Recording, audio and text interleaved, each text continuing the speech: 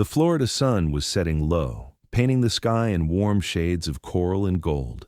The breeze that drifted through the palm leaves carried a mix of ocean salt and the scent of roasted chicken from Linda Parker's backyard. She had spent all morning preparing, stringing soft lights across the patio, laying out fresh white tablecloths, and arranging tropical flowers in mason jars. Tonight wasn't just any dinner. It was Mark's 65th birthday, and after 40 years of marriage, Linda wanted it to be perfect. The backyard was alive with laughter and the gentle hum of conversation.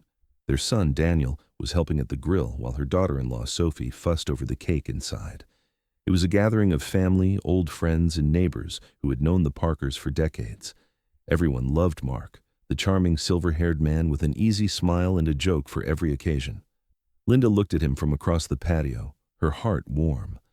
Even after all these years, she still admired the way he carried himself, confident, magnetic, the life of every party. She'd built her world around him. They'd raised children, weathered storms, paid off their home in Clearwater, and talked about retiring by the water.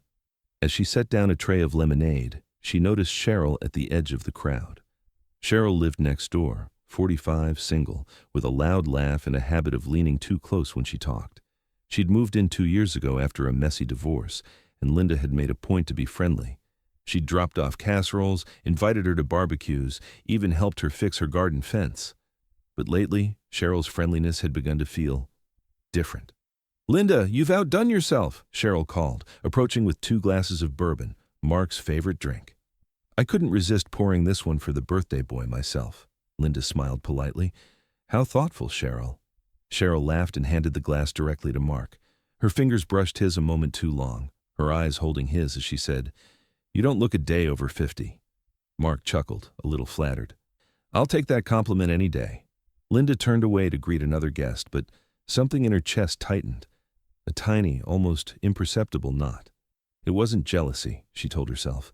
It was just the way Cheryl laughed a little too loudly at his jokes, how she leaned in when she talked to him.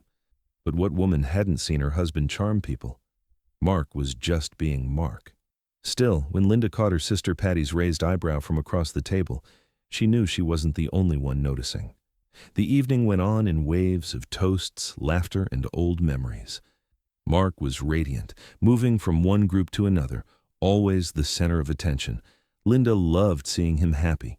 It was how she'd always wanted him to be. Yet every time Cheryl's laughter rang out, Linda's heart gave a little twist. As the night deepened, fairy lights shimmered in the palm trees and the air grew thick with humidity. Music played from a small speaker, and couples swayed slowly by the pool. Mark and Cheryl stood near the fence, talking quietly. Linda couldn't hear the words, only the rhythm of their voices, soft, secretive. "Come dance, sweetheart," Patty said, trying to distract her. Linda smiled and took her sister's hand. She danced lightly, her laughter genuine for a moment, but her eyes kept drifting back to that corner. Cheryl's hand brushed Mark's sleeve. They both laughed. It was nothing, just friendly, probably. But the way Mark's gaze lingered made something cold whisper through Linda's spine. Later, when the music paused, everyone gathered for the cake. Mark wrapped an arm around Linda and kissed her cheek. Cameras flashed. 40 years married, someone said. "That's real love right there," Linda smiled. "Yes," she said softly. "It is." She lifted her glass for a toast, her voice steady. "To love that lasts, to family, and to knowing what truly matters in life." Everyone cheered. Mark winked at her, that familiar, charming grin that had once made her fall in love. And for a moment, she wanted to believe everything was fine. Then, as she turned toward the sliding glass door, her eyes caught a reflection in the glass. In it, she saw Cheryl, her face tilted up, laughing softly, and Mark's hand resting on her lower back, his thumb drawing a small, intimate circle. Linda froze. Her smile didn't falter, but her stomach turned to ice. Around her, the laughter carried on, glasses clinked, a song restarted. No one saw the stillness in her eyes. Patty nudged her gently. "You all right, Lynn?" Linda blinked. "Of course," she said, setting her glass down carefully. "It's just a little warm." She stepped inside, her hands trembling slightly as she fixed her lipstick in the mirror. Her reflection stared back, a woman who'd built a life, a home, and a love she thought unshakable. But in the glass, The image of that small gesture between her husband and her neighbor replayed like a flicker she couldn't unsee. Outside, the laughter rose again as Mark blew out the candles. The night shimmered like a perfect memory she suddenly didn't trust. And as the light from the candles reflected in her eyes, one quiet thought settled in her chest. Something's not right. As she raised her glass again and smiled for another picture, Linda caught Cheryl's reflection in the sliding door and saw something she wasn't meant to see. The morning after the party, the Florida sun came in soft through the blinds, spilling over the pale blue walls of the Parkers' kitchen. The remnants of last night's celebration still lingered, half-empty glasses, wilting flowers, and a faint smell of bourbon that seemed to cling to everything. Linda moved quietly, clearing the dishes, her hands steady but her mind a storm. She could still see it, the reflection in the glass door, Mark's hand on Cheryl's back, the way they'd leaned close, whispering, the warmth in his eyes that used to be reserved only for her. She tried to push it away. "Don't be foolish," she whispered to herself. It was just a friendly touch. Mark came into the kitchen, humming, freshly showered, wearing the same aftershave he'd used for years, the one she'd once loved but now found sharp and heavy. "Morning, sweetheart," he said, kissing her cheek. "You were amazing last night. Everyone had a great time." She smiled automatically. "Glad you enjoyed it." He poured himself coffee and checked his phone. His lips twitched with a faint smile at something on the screen. Then, just as quickly, he turned the phone face down. "Got a few errands to run," he said, slipping his keys into his pocket. "Cheryl needs help fixing her porch light. I'll be back in an hour." The words sank like stones in Linda's chest. Cheryl needs help. He didn't even hesitate before saying her name. Linda nodded. "Of course. You've always been helpful." Mark gave her that easy grin, the one that once meant everything, and walked out the door. When the sound of his car faded down the street, Linda stood still in the quiet kitchen. The ceiling fan hummed softly, stirring the faint smell of coffee and betrayal. She sank into a chair, her heart beating too fast. Maybe she was imagining things, maybe she was reading too much into nothing.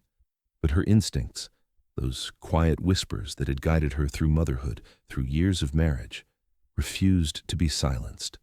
All day she replayed the reflection, the way his thumb moved, the warmth between them.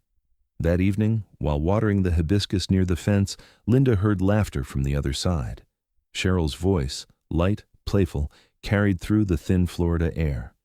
And then she heard his. Mark. Her breath caught. She stood still, hidden behind the hedge, listening. "You're terrible," Cheryl giggled. "Someone might see us." Mark's reply came low and amused. "That's half the fun." Linda's fingers tightened around the garden hose. The water spilled onto her shoes, but she didn't move. She wanted to believe her ears were playing tricks on her, but she knew that voice, that teasing tone he used when he thought no one else could hear. She backed away slowly, her hands trembling. Inside, she closed the kitchen blinds and sat down at the table, staring at nothing. When Mark returned an hour later, smelling faintly of sawdust and Cheryl's perfume, vanilla and musk, Linda said nothing. "Porch light's fixed," he said, grabbing a beer from the fridge. "You'd think she could have called an electrician, but she hates bothering people." Linda smiled faintly. "You've always been generous with your time." He nodded, oblivious. "That's what neighbors are for." She watched him from across the room. His shirt was slightly wrinkled, his collar damp with sweat. His wedding ring glinted under the kitchen light, and she wondered how something so small could mean so little now. That night when Mark fell asleep, Linda lay awake staring at the ceiling fan. Each slow rotation seemed to echo her thoughts. Doubt turned into suspicion, and suspicion turned into something sharper, a quiet readiness. In the morning, she called her best friend, Helen, who lived a few streets over. "Am I crazy?" Linda asked. Helen sighed on the other end. "You've been married 40 years, Lynn. You know his patterns. If something feels off, it probably is. But I don't have proof," Linda said quietly. "Just moments." "Then watch," Helen replied. "Don't confront, observe. Men like Mark, they reveal themselves when they think no one's looking." Linda hung up and sat for a long time in silence. The advice settled like a calm, clear wind through her mind. That afternoon, she watched through the kitchen window as Mark mowed the lawn. He waved at Cheryl when she came outside, and Cheryl waved back, wearing a sundress Linda had never seen before. A bold yellow, bright as arrogance. Linda's lips pressed together. She began making mental notes, the timing of his errands, his phone habits, the smell of his clothes. When he kissed her goodnight that evening, she didn't flinch, but her eyes stayed open long after his closed. Days passed, each one confirming what her heart already knew. He laughed more on his phone. He came home later. Once, she found a crumpled receipt in his jacket from a beachfront cafe they'd never visited together. 2 desserts, 1 check. By the time the second week came, Linda no longer felt uncertain. She felt focused. She had been the devoted wife for 40 years, the cook, the caretaker, the listener. But now she would become something else, someone who saw everything, and someone who would make sure the truth came out, her way, on her time. Outside, the Florida night hummed with crickets in quiet deceit. Through her kitchen window, she saw the faint glow of Cheryl's living room. 2 shadows moved inside, close, familiar.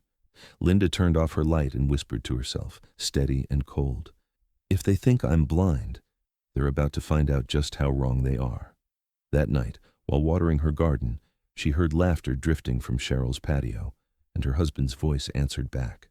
The next morning dawned pale and still, but inside Linda Parker's chest, something had shifted. The confusion was gone. The ache remained, yes, but it had transformed into something clearer, colder. She moved through the kitchen deliberately, like someone preparing for a quiet storm. Every action, wiping the counter, washing the mug, feeding the cat, felt like part of a ritual she didn't quite recognize yet. She wasn't just doing. She was observing. Mark came down the stairs, freshly shaved and cheerful. "Morning, sweetheart," he said. "Going to run into town later? Need a few things from the hardware store." Linda smiled faintly. "Hardware store, huh? You sure you don't mean Cheryl's porch again?" He paused mid-step. "What?" "Oh, nothing," she said lightly, pouring herself coffee. "You've just been very helpful lately. I should be grateful." He chuckled uneasily, grabbing his keys. "Well, I'm retired now. Got to stay useful somehow." The front door closed behind him. Linda waited until she heard his car fade down the street, then picked up her phone. She didn't call anyone. She simply opened the recent call log. There it was, Cheryl. A familiar number. Long calls, often late in the evening, 10:52 p.m., 11:03 p.m., sometimes even past midnight. Her hands trembled slightly, but she forced herself to stay calm. "Observe," Helen's voice whispered in her head. "Don't react. Not yet." Linda went into the living room and opened Mark's old briefcase, something he rarely used anymore but still kept by his desk. Inside were the usual things, papers, pens, receipts, and a small notebook he used for retirement projects. She flipped through its pages slowly. Most were blank except for one. Written in his handwriting were reminders. Friday, 7 p.m. Dinner plans, C, return her keys, left in car. Buy her wine, Pinot Noir. The letters C glared up at her like a quiet confession. Linda sat back in her chair, the sound of the clock ticking behind her. For a long time, she said nothing. Then, quietly, "So it's true." There was no outburst, no tears, only a strange stillness, the kind that comes when pain hardens into resolve. Over the next week, Linda began her quiet investigation. She didn't snoop wildly or rage through drawers. She simply watched. She knew that people who lie always get comfortable. They always slip. She noticed that Mark's shirt smelled faintly of perfume, vanilla and sandalwood, the same fragrance Cheryl wore. She found a lipstick mark once, faint but real, on a napkin in his car. And one afternoon, when she went to clean the passenger seat, she found a small gold earring lodged between the cushion and the seatbelt. A tiny hoop. The same kind Cheryl always wore. Linda held it in her palm, her reflection shining faintly in the gold. She didn't cry. She just placed it gently in her jewelry box next to her wedding ring. That evening, she cooked Mark's favorite meal, grilled salmon and lemon butter asparagus. She smiled across the table, asked about his day, listened as he talked about helping Cheryl fix her sink. When he finished, she reached for his hand. "You've always been good at fixing things," she said softly. He smiled, relieved. "That's my job." Her eyes met his. "Then I hope you're ready to fix. What's coming?" He frowned, confused. She squeezed his hand lightly, then withdrew. Later that night, when he'd gone to bed, she took out a small notebook of her own. Each page she labeled with dates, times, and observations, just as methodical as he'd once been when running his business. Wednesday, Left house 4:30 p.m., said going to store. Returned 7:20 p.m. Shirt smelled like Cheryl's perfume. Thursday, text alert from unknown number at 10:14 p.m. He smiled reading it. Friday, Cheryl's car parked 2 blocks away at 8 p.m. It wasn't madness, it was order. Days turned into quiet preparation. When Mark announced that his sister and her family were coming to visit next weekend, Linda felt a strange spark of inspiration. She smiled sweetly and said, "Let's make it special. Maybe we'll invite a few neighbors too. Cheryl, perhaps?" Mark hesitated, then nodded. "Sure, why not?" "Why not indeed," Linda murmured. She began planning the dinner like she had the party, warm, inviting, picture-perfect. But this time, every choice had a purpose. She placed the dinner table near the patio doors where reflections showed clearly in the glass. She kept her phone nearby with the voice recorder app open. When Helen called to check in, Linda told her everything. "You're not going to confront him yet?" Helen asked. "Not until it counts," Linda replied. "When I do, I want every word to echo." Helen was silent for a moment, then said softly, "You've always been strong, Lynn. You just forgot it for a while." That night, Linda slept soundly for the first time in weeks. In the morning, she woke before dawn, watching the sunlight creep through the blinds. The pain was still there, but now it had direction. When Mark came down for breakfast, humming as if the world was fine, Linda smiled gently and poured his coffee. "You seem cheerful today," he said. "I am," she replied. "Sometimes a woman just wakes up and sees things more clearly." He laughed, not understanding. As he left to run errands, Linda stood by the window, watching his car pull into Cheryl's driveway. Her eyes were calm, unblinking. "Go ahead," she whispered. "Make your moves. I've already made mine." That night, when Mark's phone buzzed on the counter, Linda's eyes caught the preview. "I miss you already." See? By the time Saturday arrived, Linda Parker's calm had become almost frightening. She moved through the house like a ghost of grace, quiet, composed, and entirely in control. The Florida heat pressed through the windows, and the air shimmered over the pool as she laid out the final touches for dinner. Fairy lights twined along the fence, candles flickered on the patio tables. The smell of roasted chicken and lemon pie drifted through the air. To anyone walking in, the Parkers' home looked like the setting of a perfect evening, a family celebration filled with laughter and love. Only Linda knew the truth. It was a stage. The guests arrived right on time. Mark's sister and her husband, their son Daniel and his wife Sophie, 2 old friends, and of course, Cheryl, arriving last, wearing a sleeveless coral dress that shimmered in the golden light, a little too elegant for a casual neighborhood dinner. "Linda, this looks amazing," Cheryl gushed, her voice sugary sweet. "You really outdo yourself every time." "Thank you, dear," Linda said, smiling. "I'm just glad everyone could come. It's been too long since we all sat together." Mark put his arm around Linda, kissed her cheek, and whispered, "You're something else, honey. I don't know how you do it." She smiled. "Oh, you'd be surprised at what I can do." Dinner began in laughter. The table glowed with conversation, stories from the past, gentle teasing, the clink of silverware. Mark was in his element again, making jokes, topping off glasses, charming everyone as if he didn't have a secret that could crush the room. Linda listened, nodding, smiling. To anyone else, she looked like the devoted wife she'd always been. But behind that smile was focus, calculation. Halfway through the meal, she rose from her chair. "Before dessert," she said softly, "I'd like to make a small toast." The chatter faded. She raised her glass, her voice warm and steady. "To family, to loyalty, to the people who stand beside us through every storm." Her eyes flicked toward Cheryl and lingered a moment. "And to truth, because without it, even the prettiest home can crumble from within." A faint silence followed, just long enough for Cheryl to shift in her seat. Mark chuckled, forcing a grin. "You've been watching too many mystery shows, Lynn." The guests laughed politely, but the mood had changed. The air was heavier now. Even the cicadas outside seemed to fall quiet. Linda smiled gently. "Maybe I have." She excused herself and walked into the kitchen, leaving her phone, screen dark, recording app running, on the edge of the table, hidden by a napkin. From the kitchen doorway, she watched through the reflection of the patio glass. Mark leaned close to Cheryl. "You okay?" he whispered. "I don't like this," Cheryl muttered, her smile stiff. "She's acting strange." "She doesn't know anything," he replied. "Relax." Linda's jaw tightened, but she kept her expression serene as she lifted the dessert tray.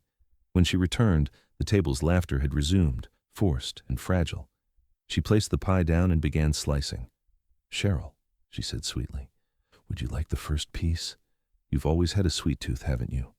Cheryl's hand trembled slightly as she reached for the plate. "You're too kind." "Oh, I try to be." Linda smiled, eyes steady. "But kindness can fade when people mistake it for blindness." Mark coughed, setting down his fork. "Linda, that's enough." "Is it?" she asked softly, turning to him. "Because I think enough is what I've had." Her voice was calm, almost gentle, but the way the words cut through the air made everyone fall silent. She turned to their guests, her tone even. "Do you know what's interesting about lies? They never stay quiet for long. They whisper through walls, through late-night phone calls, even through porch lights that need fixing twice a week." Cheryl went pale. I don't know what you're implying." "I'm not implying anything," Linda said, stepping closer. "I'm stating it." The entire table froze. Mark rose from his chair, flustered. "Linda, you're embarrassing yourself." "Maybe," she said, setting down the dessert knife, "but at least I'm not hiding anymore." The silence was deafening. Even the faint hum of the pool filter seemed to stop. Linda met his eyes, unwavering. "Tell me, Mark, how long have you been in love with the woman sitting next to you?" The color drained from his face. "That's ridiculous." Her voice softened, but her eyes burned. "I've watched you both for months. I've heard your laughter from her patio. I've smelled her perfume on your clothes. And just last night," she tapped her phone lightly, "I heard your message." He froze. "What message?" She smiled. "The one that began with, 'I miss you already.'" "See." Gasps rippled around the table. Cheryl's lips parted, her eyes darting from face to face. "Linda, please," Mark whispered, voice cracking. "Oh, don't worry," she said, her tone low, controlled. "We'll save the rest for tomorrow. After all—" She looked around the table, meeting every stunned gaze. "No good story ends without a recording." The next morning, Linda listened to the recording, and her world fell silent. The morning light came slow and golden through the blinds, but to Linda Parker it felt sharp, cutting through the calm of her kitchen like a blade. She sat alone at the table, headphones in, phone before her. Her hands trembled slightly as she pressed play. And then she heard it, Mark's voice, familiar, steady, loving even.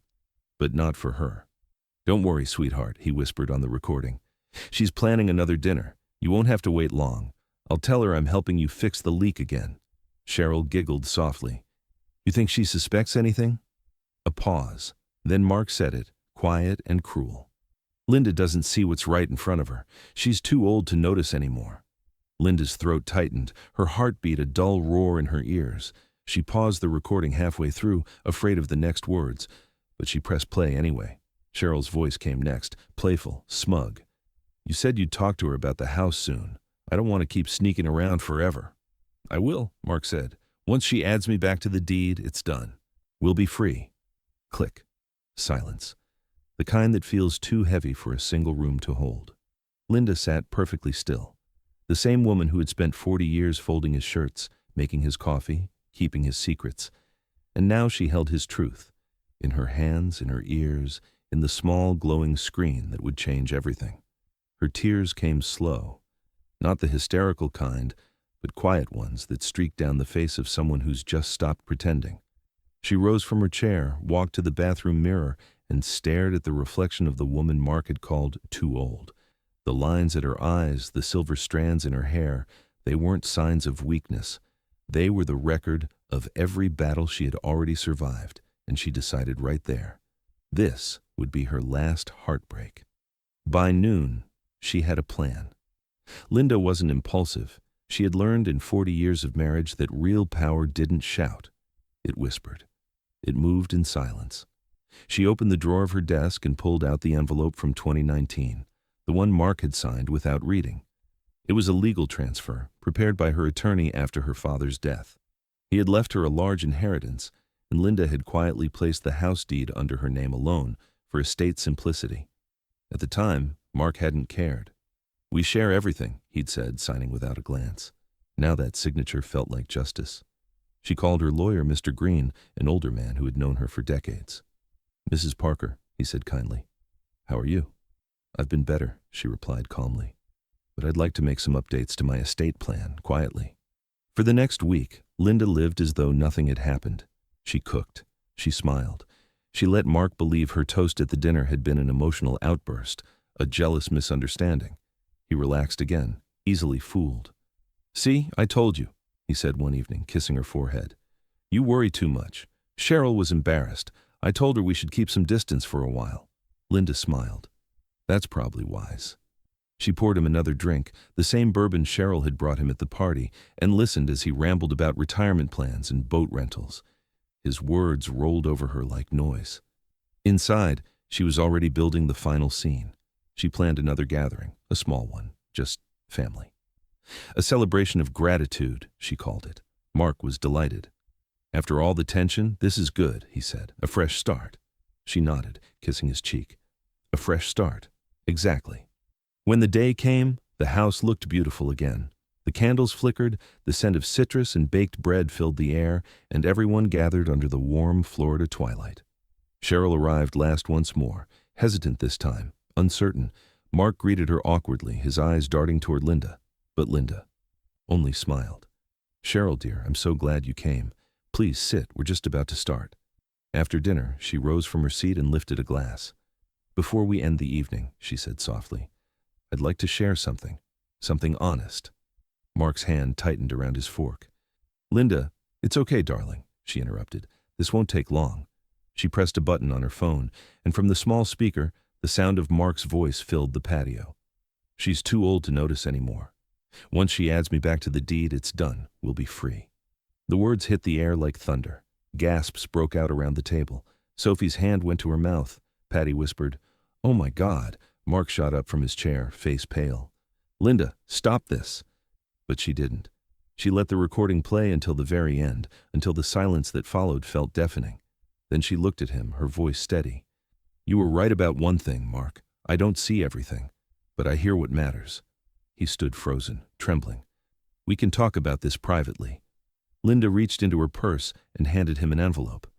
"There's nothing private left. Those are the divorce papers. And before you ask, no, you can't have the house. You signed it away years ago."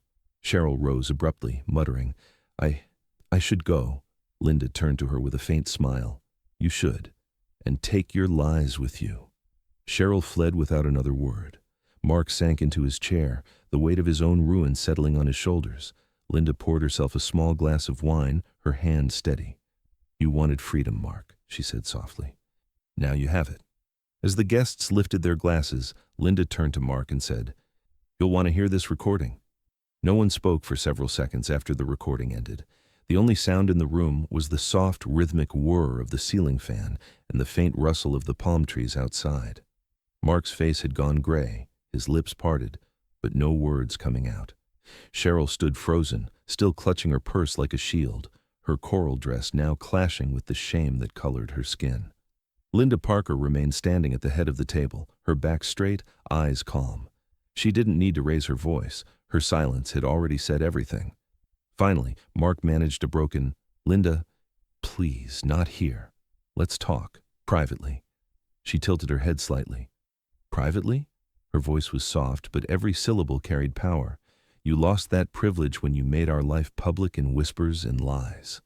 Her sister Patty sat wide-eyed, a hand over her mouth. Sophie leaned forward, whispering, "Oh my God." Daniel shifted uncomfortably, torn between anger and disbelief. Linda turned to her guests, her tone almost gentle. "I'm sorry you had to hear that. I know this isn't how family dinners usually end, but I've learned something important. Truth doesn't belong in shadows." Then she looked back at Mark. And tonight, it finally got some air. Mark ran a hand over his face. "You're overreacting. It's not what it sounds like. Cheryl and I, we were just what?" Linda interrupted. "Neighbors, friends, partners in home repairs and deceit?" Cheryl flinched. "This isn't fair," she muttered. Linda's gaze turned toward her, sharp but composed. "Fair? You crept into my home, into my marriage, and into my life. Fair left the moment you did that." Cheryl's mouth opened, but no words came. Her eyes darted to Mark for help, but Mark could only shake his head, his composure crumbling. "Linda, I made a mistake. I swear it wasn't serious. happened. Affairs don't just happen, Linda said, her voice low. They're chosen, repeated, protected, until someone decides to stop pretending. She reached into her purse again, pulled out another envelope, and placed it neatly in front of him. Divorce papers, she said simply. Mark's breath caught. Linda, please, 40 years, don't throw that away like this. I'm not throwing anything away, she replied. You did that yourself. I'm just cleaning up the mess. He opened the envelope, hands trembling, and pulled out the documents. His eyes darted across the page until they stopped at the clause near the end. He looked up, horrified. You transferred everything to your name? Linda's lips curved slightly. 3 years ago, after Dad passed, you signed it. You said, whatever makes things easier for you, honey. So I took your advice. A ripple of shock ran through the table. So the house, the savings, he said quietly. Mine, she finished. And they'll stay that way. I built this life. I kept it running when you were too busy helping someone else. Cheryl whispered, You tricked him? Linda turned to her with that same calm smile. No, dear. I protected myself. You'd be amazed what a woman learns after 40 years of being underestimated. Cheryl's face hardened. You'll regret humiliating us like this, Linda chuckled softly, her eyes steady. Oh, Cheryl. The only one humiliated here is the woman who mistook another's husband for her future. The room stayed silent. Even the air felt charged. Finally, Cheryl grabbed her purse and stood abruptly. I'm leaving. That's the best idea you've had all night, Linda said. Cheryl walked out without another word. The sound of her heels on the tile echoed like punctuation marks at the end of a chapter. When the door closed, Linda turned back to her guests. I think that concludes our evening. Thank you all for coming. Everyone hesitated. No one wanted to move first. Daniel finally stood and walked to his mother, putting a hand on her shoulder. Mom, I don't even know what to say. She smiled softly. Just say goodnight, sweetheart. That's enough. One by one, they left. Quiet, shaken, respectful. When the door shut for the last time, Linda was alone with Mark. He sat at the table staring at the divorce papers, his shoulders slumped, his voice breaking. You're really doing this? Linda nodded. I already did. He rose to his feet, anger flaring. You think you can just erase 40 years? She looked at him steadily. I'm not erasing anything. I'm remembering who I was before I forgot myself. He took a step forward. I made a mistake, Linda. No, she said, holding up a hand. You made choices. And now you get to live with them. Alone. He sank back into his chair, defeated. Linda walked to the door, opened it, and let the warm night air spill inside. You can stay with Cheryl tonight, she said calmly, though something tells me her welcome's worn out too. Mark didn't move. He just stared at the papers, his lips trembling. Linda picked up his car keys from the counter, set them gently beside him, and added, You built this life on lies. I'll rebuild mine on peace. He looked up at her, eyes glistening. You'll regret this, she smiled sadly. No, Mark. For the first time in years, I won't. And with that, she turned off the lights, leaving him sitting in the glow of the candles, alone in the house that was no longer his. As Mark packed his things, Linda whispered, You built this life with lies. I'll rebuild it with peace.